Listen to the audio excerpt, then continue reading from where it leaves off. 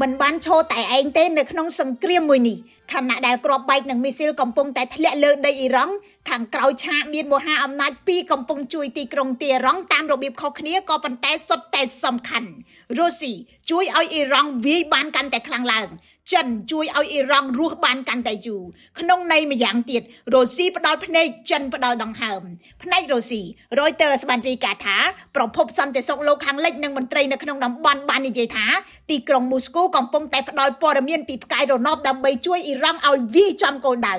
លើសពីនេះរុស្ស៊ីជួយបង្កើនសមត្ថភាព drone របស់អ៊ីរ៉ង់ឲ្យកាន់តែប្រសើរឡើងAP ក៏បានរាយការណ៍ដែរថារុស្ស៊ីបានបញ្ជូនដ្រូនទៅអ៊ីរ៉ង់ដោយមានភ្ជាប់ប្រព័ន្ធបញ្ជានិងប្រព័ន្ធនាំផ្លូវច្បាស់ជាងមុនហើយថែមទាំងអាចប្រឆាំងការផ្ដាច់សញ្ញាបានល្អជាងមុនទៀតផងទីក្រុងមូស្គូទទួលស្គាល់ថារុស្ស៊ីបានផ្គត់ផ្គង់សម្ភារៈយោធាមួយចំនួនឲ្យទីក្រុងទីអារ៉ង់ដោយស្របច្បាប់ក៏ប៉ុន្តែមិនបានបញ្ជាក់ថាជាសម្ភារៈអ្វីខ្លះនោះទេ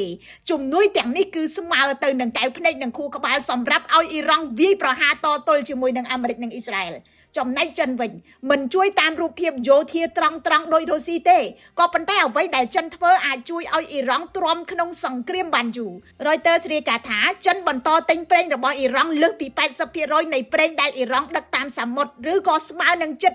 1,400,000 បារ៉ែលក្នុងមួយថ្ងៃ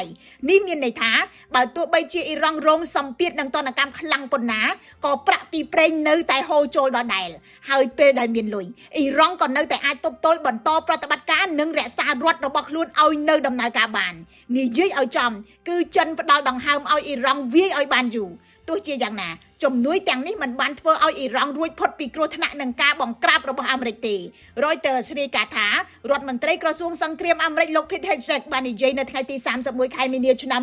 2026ថាសហរដ្ឋអាមេរិកដឹងច្បាស់ណាស់ថារុស្ស៊ីនិងចិនកំពុងធ្វើអ្វីឬមិនបានធ្វើអ្វីដើម្បីជួយអ៊ីរ៉ង់ហើយទីក្រុង Washington កំពុងតែដោះស្រាយទប់ស្កាត់ការលូកដៃលូកជើងរបស់ប្រទេសទាំងពីរហើយក៏ត្រៀមខ្លួនតទល់ផងដែរប្រសិនបើចាំបាច់លោក Hegseth ថានឹងមានការវាយប្រហារដ៏ខ្លាំងមួយទៅលើអ៊ីរ៉ង់ក្នុងប៉ុន្មានថ្ងៃខាងមុខប្រសិនបើអ៊ីរ៉ង់មិនព្រមទទួលយកកិច្ចចរចាសន្តិភាពនេះហើយជាចំណុចដែលធ្វើឲ្យសង្គ្រាមនេះកាន់តែគ្រោះថ្នាក់ជាងមុនព្រោះវាមិនមែនគ្រាន់តែជាការប៉ះទង្គិចរវាងអ៊ីរ៉ង់អ៊ីស្រាអែលនិងអាមេរិកទេក៏ប៉ុន្តែคล้ายទៅជាការប្រកួតឥទ្ធិពលរវាងមហាអំណាចនៅពីក្រោយឆាកខ្ញុំរស់សុធាពី News Today NPTV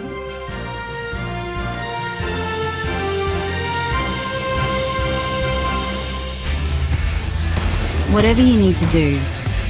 whatever stands in your way, life is yours to master. Ford Everest.